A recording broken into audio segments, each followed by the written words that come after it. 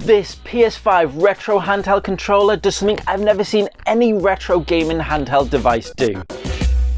Handheld gaming devices have been around for years and have been a fantastic way to enjoy video games on the go. However, there's an issue with handheld gaming devices that I know affects a lot of my big-handed friends out there. Handheld gaming devices are designed to be portable and easy to stick in your pocket, which makes them pretty small, but also means they can have cramped controls. And with this new golden generation of handheld gaming that I like to call it, of retro gaming handheld devices, we seem to be getting a new retro gaming handheld device every single month. But in all the reviews I do on the channel of these handheld devices, one comment always seems to come up.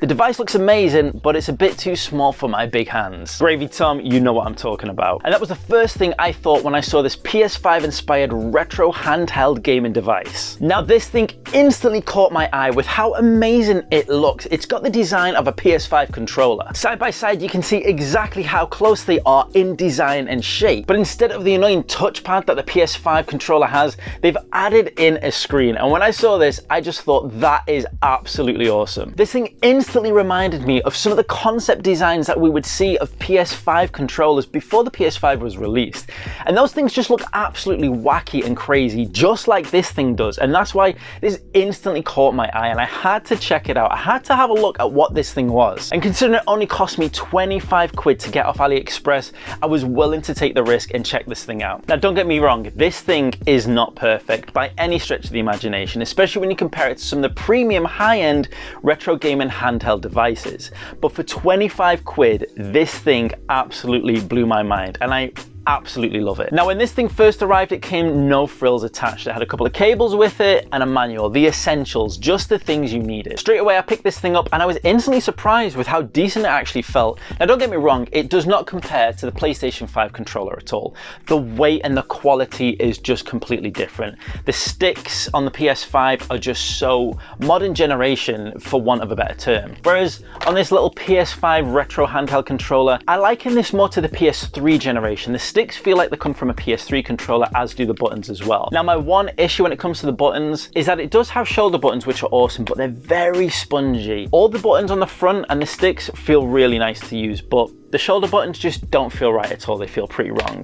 But in all honesty, for the games that this emulates, the shoulder buttons rarely come into play and they're more of a nice to have than an essential feature. Now as soon as you turn this thing on, the menu system is actually pretty decent. It's very simple, but like I like with a lot of these retro handheld gaming devices is you can't get lost in it. You can't get lost in endless menus. It's incredibly simple to pick up and play, especially for any kids. If you want to give this to your kids, you can know that they're just going to pick it up, use it with no issues whatsoever. And what's really nice is at the beginning, on the main menu, there are 8 premium selected arcade games for you to just jump straight into.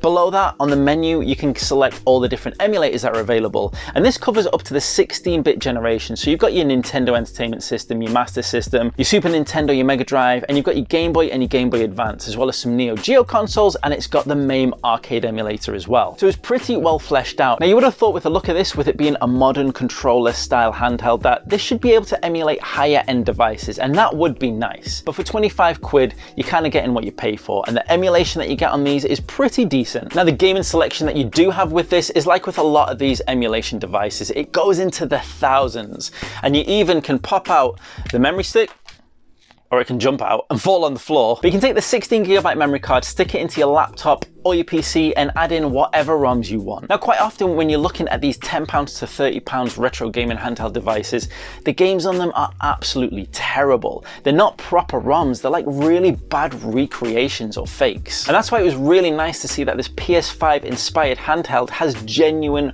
ROM functionality on it. You can play Super Nintendo games, you can play arcade games. It was really nice to see that they're the real games that we expect to see on retro emulation handheld devices. Now like I said earlier, this is not a perfect device. It's amazing for 25 quid, but it's not perfect. There are issues, and the biggest issues for me are when I'm trying to play Game Boy Advance games.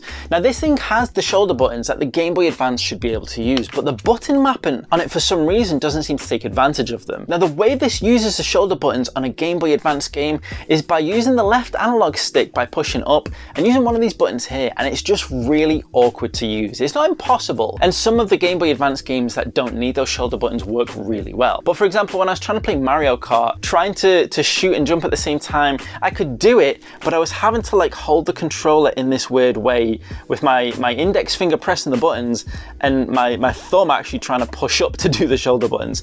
It wasn't convenient, and I just really wish there was an ability to change the button mapping on this. There are options on this, but they're very limited, and changing the button mapping is not one that I've managed to find. Now, this issue of bad button mapping seems to be limited to the Game Boy Advance system, so if that's what you're playing it for, it might be an issue for you.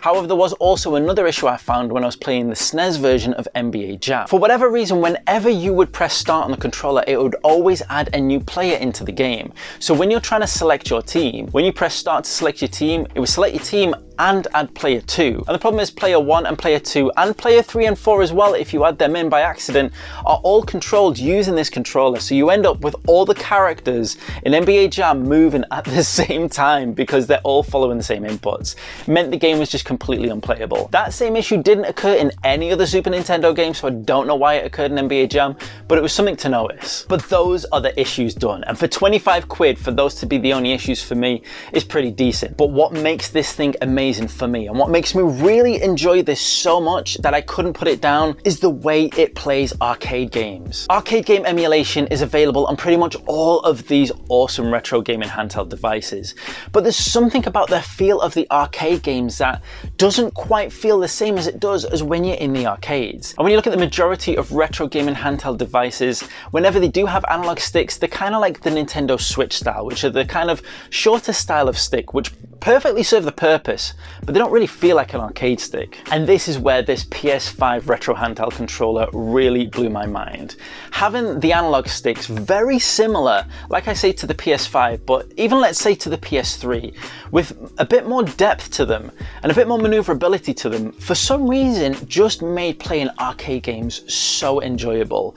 It absolutely sucked me in, and I've ended up completing about 4 or 5 arcade games on this device just because it was so enjoyable. Another thing as well is that the left analog stick acts not only as a stick itself, but it also acts as like a select and a start button. But when you're playing arcade games, if you flick up, it's like putting another quarter into the arcade. And that feeling, that action of when you're coming close to the end or you need to continue flicking it up, it just does something. I don't know if the brain triggers differently, but it feels like I'm putting arcade coins in. It feels like I'm putting a quarter into the arcade to have another go. And this feeling, playing arcade games on this controller, really blew my mind. I didn't expect it to feel so good. I didn't expect it to feel so enjoyable. I have more retro gaming handheld devices than I will ever need. However, the thing I've noticed about each different device is they all shine in different areas. I'll be reviewing this awesome Mio device later on in the channel, and this is amazing for playing Game Boy and Game Boy Advance games. The RG351 is amazing for playing PlayStation 1 games, the RG552 does Dreamcast games and does game streaming amazingly, and this is my new favourite for playing arcade games on the go. And what's even better is it's a retro gaming handheld device that everybody can enjoy, because it's a controller, and I don't know why this hasn't been done before. I don't know why anyone hasn't decided to try this before, and I really hope some of the bigger manufacturers look at this and try to create something similar. Imagine being able to play Dreamcast games, or even being able to play GameCube and PS2 games on something like this. That would just be amazing. If you want to get your hands on one of these for 25 quid, there'll be a link in the description below. But if you want to check out some other awesome options as well, check out this review over here.